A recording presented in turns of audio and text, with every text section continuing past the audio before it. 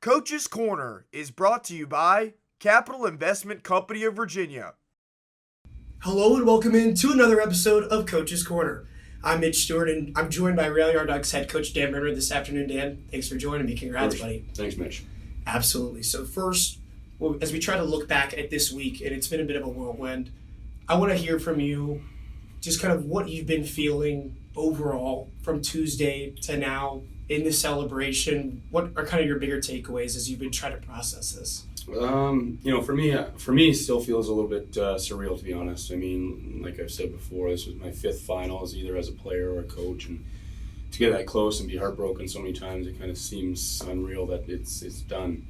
On the other side, when I look at the bigger picture in the moment, the guys, a lot of pride, a lot of different individuals and the way they've grown through the year and to accomplish their goals and as a group, these guys came in and set a goal at the start of the year, and it's such a cool thing to set a goal so much earlier, and all these months later to see it accomplished is pretty cool. I feel like all year long, you guys were kind of the comeback kings in a way through some of these games, and maybe kind of making it a little bit more dramatic, a little bit more nervy for you than you would like it to be. But the final was no different against Birmingham, a very good Birmingham team, but it felt like once again, your guys' backs were against the wall, and you always prevail in those big moments. What does it say about your group when they're able to just come out and rise to the occasion so many times like that? Well, first, I think it says that they have a collective goal of trying to kill me, and maybe came close at times. I mean, that last one with 10 seconds left, I darn near puked in the office after coming in from the third period. But as far as the group, it just says, they consistently battle. They went through adversity.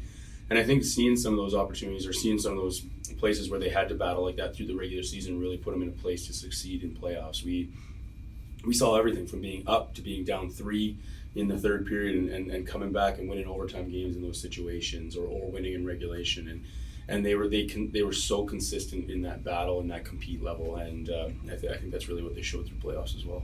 Those back-to-back overtime games at home with a cup on the line, a championship on the line. I want to look back at Game 3 first. Don Marcinkiewicz, what a story that was for him as he had been trying to just battle his way and stay in the lineup and trying to understand his role throughout the year and mature as a young player. He gets that moment, that game-winning goal in Game 3.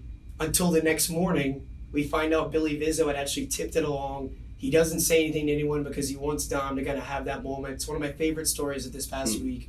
When you look back at this group, the chemistry that they shared, the bond that they kind of have together, how can you kind of describe it from your seat getting to watch it as the coach? Yeah, I mean, that's incredible for one. And I mean Dom individually, like you said, he's a young kid coming into the leagues. Coming out of junior straight into pro is a really difficult thing to do. And especially when you look at his size too, but he never backed down. I thought he got better and better as the year went. He really had to figure out how to play the pro game in playoffs too, and the importance of one mistake. As far as the group, we had such an awesome group that like they never questioned. It was just work. When it was a day where we weren't feeling great, but we're going to get on the ice, they strapped on their boots and they went to work and they pushed each other. They competed hard in practice.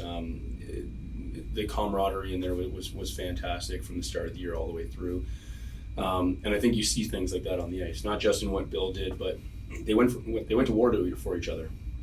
We went into the year talking about how the Dirty Dawgs was the tag name, but wanting to be a more disciplined team. And I think for the most part through the year, we showed that, and we showed a lot of mental strength when it came to guys taking hits and guys taking gloves to the face. And we as a group decided we were just going to take that and we were going to take the power plays and just carry on. And everybody bought into it across the board. Of course, there's always moments, but for the most part, it was one mindset all year long. You talk about there's always moments. The one, of course, that everyone's always going to go back to. Game 4, Roanoke captain Matt Jansens. At this point, there's not a record out there that the guy doesn't have for this franchise. He's meant so much to these Rail Yard Dogs, this organization. But a bit unlike him, a bit unique in the playoffs. He hadn't had a goal until that moment. And when the biggest moment in team history ever came, he was ready for it. What was just kind of going through your head when that happened and the days that followed when you look back and think about Matt Jansen? Yeah, I mean, he's been such a huge part of everything that we've built here over the last few years, and he's had huge moments, and he's broken records. And I think both him and actually the guy who kind of technically got the assist on it, Billy Vizzo, weren't having playoffs that they would have liked to have been having. And in that moment, they both showed that spark of what we all love about him. Billy driving the net with the puck, and then Janny, his feet were moving the entire way up the ice, found himself right in the right spot. It got poked right to him. And Janny's a guy that's always thrived in big-time moments, and he made no mistake there. And couldn't be happier for a guy that has been kind of the epitome of Dawgs hockey over the last few years.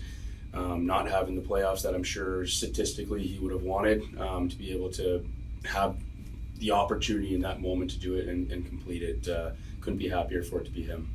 We've spoken about it oftentimes in the latter half of the year, just how darn good Austin Rodebush had played all season long. What a workhorse that he was for you guys. And we were all shocked, I think, around this building when he didn't maybe get some of the regular season recognition that we thought that he may have possibly deserved. And it didn't matter at the end of the day. He ends up continuing to be that workhorse in the playoffs, and he's the playoff MVP. How crucial was Austin to this group? What did he mean to this run for this team? Everything. He was the rock, and played every minute of every game for us, and played well in every minute of every game.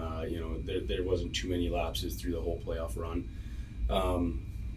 As far as regular season, yeah, in my opinion, he's goalie of the year, no question. The minutes played, the numbers that he put up, he carried the weight for our team. And what I love about Rhodey, and I think everybody that buys into the culture here, is to him it was who cares.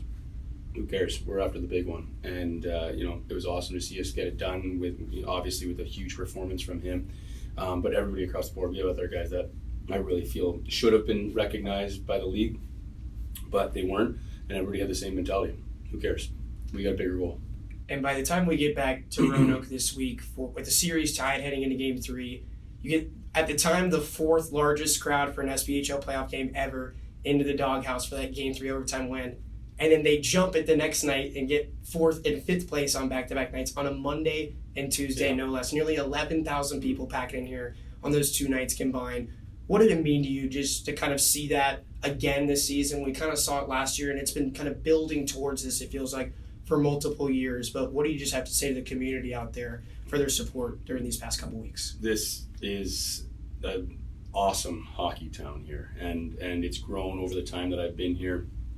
And seeing like Monday and Tuesday was kind of the epitome of that growth, and oh man, I mean nothing, no other word than electric. Like when Janny put that goal in, when Dom scored the night before, or Billy, that building erupted, and so cool to see the passion that's grown here for Dawgs hockey, but for hockey in general. Youth hockey is growing, and it's really become a hockey hotbed, and to the fans that show up and show out for us all the time, it goes a long way. When I'm recruiting and I get to tell them the kind of crowds we get and players speak on it, people are like, there's no really in Roanoke, and it's really something special here.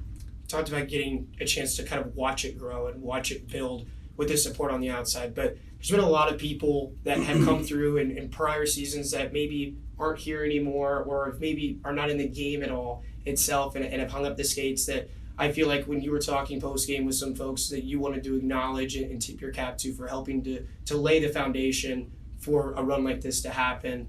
What do you have to say to those guys out there that kind of helped you get to this point? And then, of course, to your players that were out there on the ice on Tuesday night at the end of that game. Yeah, I mean, I talk to the guys pretty frequently, even the ones that are done, and they had a huge, their fingerprints are on this, their fingerprints are on whatever we are to become going forward to. It's been a long process to build the culture and then build that winning culture and then repeat it. And, I think of guys like Armstrong and Jones, those are the ones that pop in my head all the time. They were such big factors on helping me bring a vision here on what I wanted this team to be inside that locker room and on the ice. Once a dog, always a dog, and those guys know it. And Army was out on the ice with us and celebrating with us. And to the guys that got it done, it's one more step in this franchise's now history. They've been the group that was here this year. I don't know how many records they broke when it comes to attendance, win streak, all kinds of different numbers. And now they have a milestone that remembered forever. Lastly, Dan, I just want to kind of leave it open-ended to you if there's anything that I didn't touch on, or just kind of one last thing that you'd like to say before we close the chapter on this season of Coach's Corner. No, just looking forward to a little off season, and then it's title defense time. Absolutely. Well, Dan, I want to thank you for another great year working alongside you, my man. It was a lot of fun, and thank you also for everything you've done, not only for this organization, but hockey and local sports throughout Roanoke. It's never going to be the same as it was before. Thanks, Mitch. It's going to do it for this episode of Coach's Corner, and also put an end to this season here for the Roanoke Rail Yard Dawgs, President's Cup champions in 2023. Not quite finished up yet, though. We're right back here at Berglund Center tomorrow for the parade and the event following the parade coming from downtown. We'd love to see you there and send this season off the right way. Thank you so much for tuning in, and have a great rest of your day.